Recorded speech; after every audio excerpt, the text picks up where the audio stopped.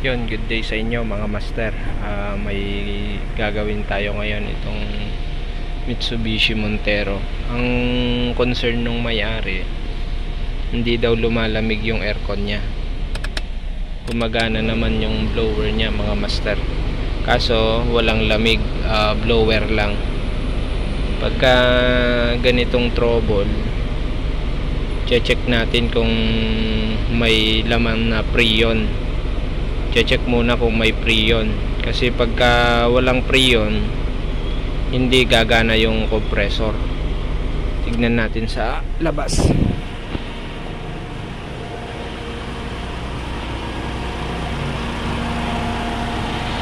Bale dito sa kanya may laman naman na Freon yung pan. May Freon siya, kaso ayaw gumana yung compressor.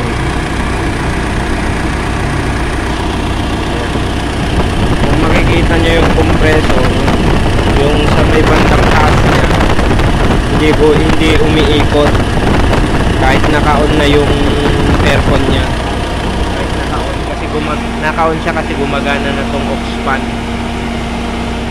kaso ayaw umikot yung compressor.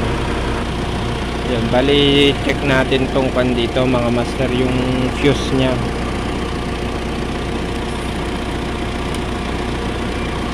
Ito yung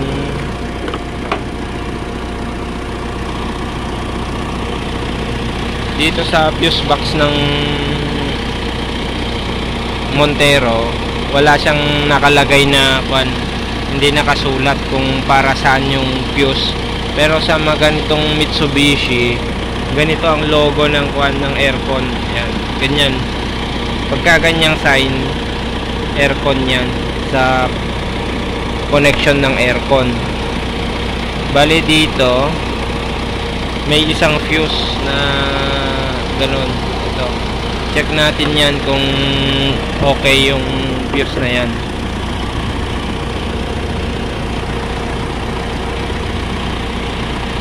Yan, okay itong fuse na to. Susunod natin i-check ito.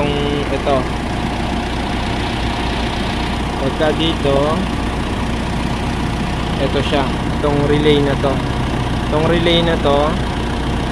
Ito yung relay ng compressor. Yan. Check natin.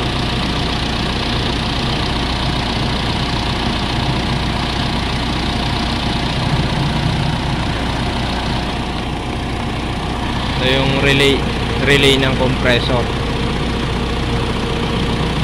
Dapat dito sa relay may supply to na dito may supply na live. Ayan.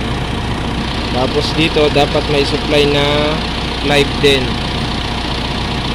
Dito naman sa gilid dapat may supply to na ground. Ito kasi yung switch. Ayan, meron. Bali kompleto yung connection niya, kasi ito pupunta na to sa compressor, sa magnetic clutch. Ang gagawin natin, try muna nating irektahan yung compressor kung gagana yung clutch coil. Yung bali na rektahan na natin.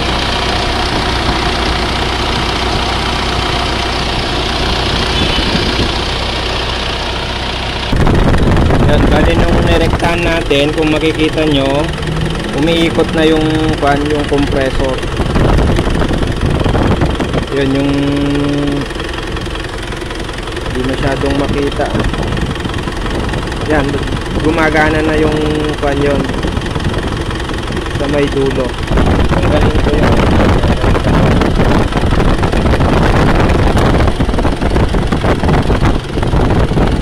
Pagka nakatanggal, hindi umiikot.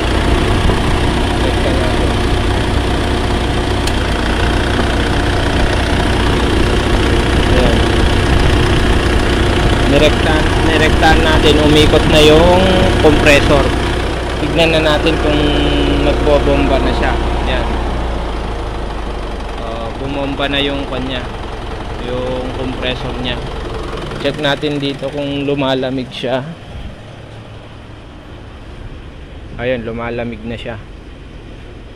Ibig sabihin mga master, ang nagka-problema yung relay ng compressor. Meron tayo dito. Ito yung tinanggal natin, ito yung ipapalit natin. Try muna natin kung gagana siya pag pinalitan natin ng relay. Yan, nung may kabit natin, check natin kung gagana. Yan, gumagana na siya. Gumagana na yung compressor nya.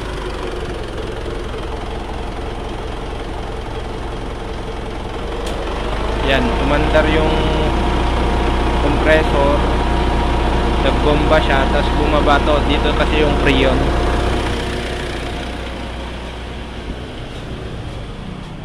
Dito tayo, malamig na siya. Okay. Ayan lang mga master, sana makatulong sa inyo pagka na-encounter nyo yung ganitong problema. Huwag niyong kalimutang mag-subscribe sa ating munting channel. Salamat.